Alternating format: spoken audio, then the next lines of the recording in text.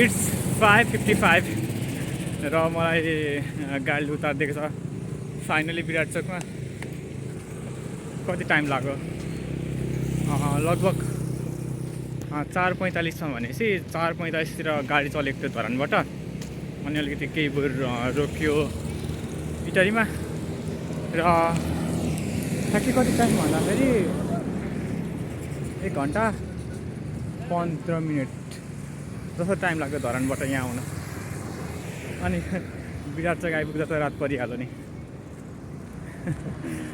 अनि अब घर पुग्न अझै 15-20 मिनट लागिहाल्छ भनेपछि म 26 होइन 6:15तिर चाहिँ पुग्छु होला सायद घर।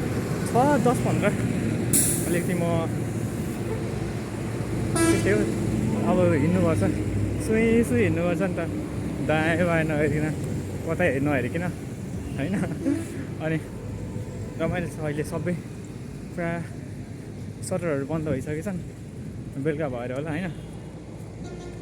अनि रमाइलो छ यता हैसमुट उराल्दै भनेको विराट चोकमा उराल्दै क्या, कोही पनि छैन अरे।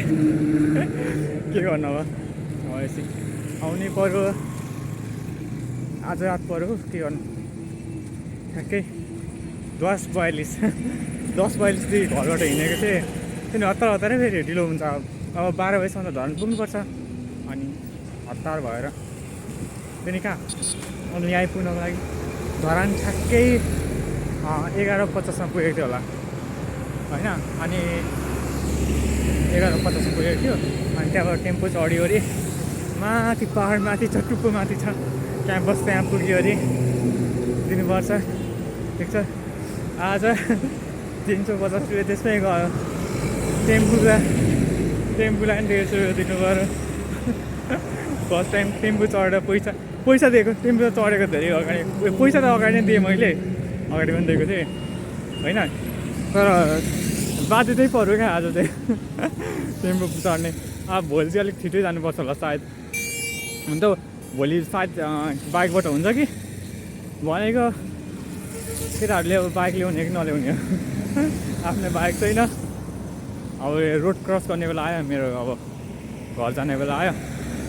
अहिले स्टप गरिदिन्छु ल।